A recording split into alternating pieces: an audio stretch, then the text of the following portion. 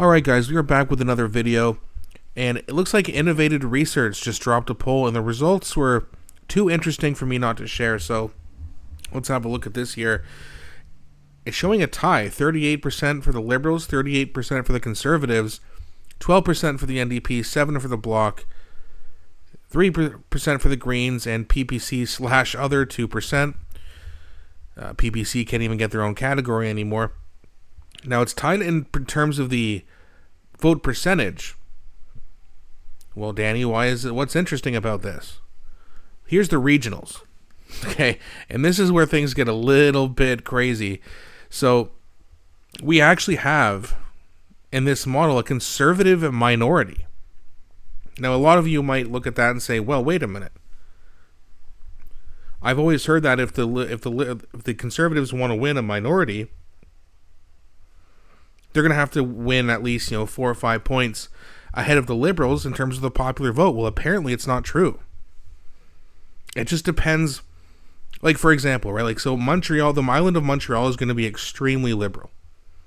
Let's say, generally speaking, they get about 55 to 60% votes in a lot of those ridings, which I think they do.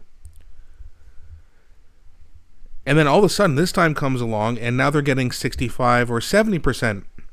Which means, yes, they're gaining votes, but they're gaining it in ridings they already won, so it doesn't actually affect the outcome of the election.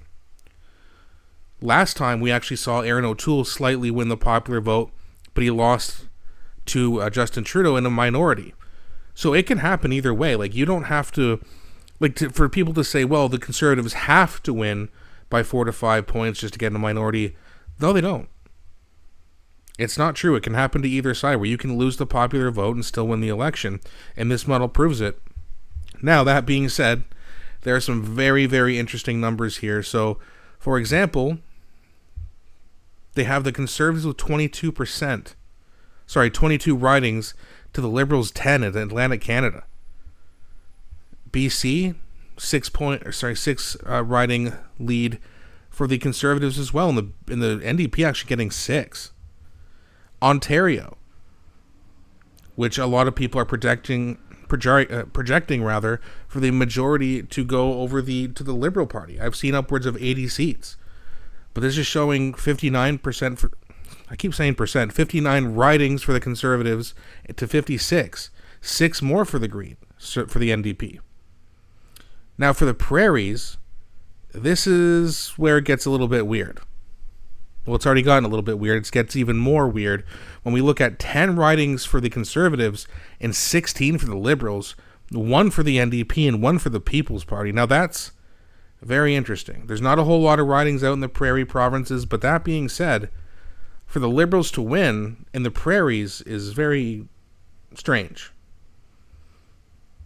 And the Bloc holding strong in Quebec with 28 seats, the Conservatives with 13, and the Liberals with 36, which gives you a conservative minority. And then I found this question here from Polling Canada, which I thought was also very interesting.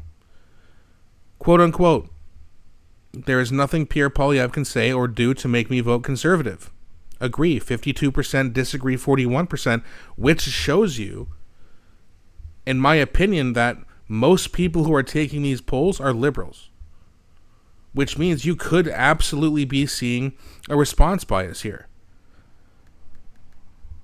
There is nothing Pierre can say. These are like 52. These are like far left Liberals here. So to say that, well, 52% of Canadians feel it, that's not true. There's no poll in the world showing the Liberals at 52% of the vote. So this could mean there's some absolute response bias here. The Liberals could just be way more enthused right now because of the tariffs and because they think Mark Carney's different. But for this many people out of 1,000 to say that they agree just shows that Liberals are taking polls more often, in my opinion. Of course, I could be wrong. I am not a poll expert. I just give my opinions and I look at what I see and I report on things I see that are interesting. If it's not interesting to me, I don't report it. Now, I also want to go here because Charest East, the Real Albanian Pat, also showed the percentage for the regionals, I believe. Yeah, so he has it here in terms of the percentage. Again, the Conservatives' big lead in Alberta, small lead in BC, but they only have 32% of the vote in the prairies. Now, I understand Winnipeg and Saskatoon, maybe even Regina, have a lot more people, so they could get a lot of Liberal votes. It could just be concentrated. But I still see the Conservatives doing better than that. And then in Ontario, a 3-point percentage lead for the Conservatives is very interesting. Quebec, with the Bloc getting 30%. And then in Atlantic Canada, Conservatives up by 10. This is much different from what we're seeing. Now, if you go to the polling averages, and we go to Innovative Research, they've been showing Liberals winning as of late, as of April 12th, April 5th. They've kind of gone back and forth here a little bit. But they have the Conservatives winning all up until middle of March, late March. And then it's been a little bit back and forth. So it's very interesting.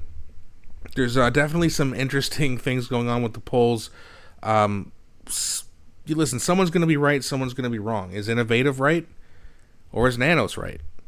Or is Abacus right? We don't know yet. And because of the turnout, we had about 2 million people more than usual show up to do the early voting, advanced voting rather. So that's very interesting. Now, to be fair, in my opinion, and I'm trying not to be biased here because obviously I want the Conservatives to win, but if there's a higher turnout than usual, it likely means that more people are showing up for change, not status quo. Could be wrong, but it seems to me like that's the case. And you're seeing the Liberals just constantly have these desperate moves, the Trump thing, the Buttongate. I don't think that the Liberals believe they're up in the polls. And also, there's tons of articles coming out here saying that, the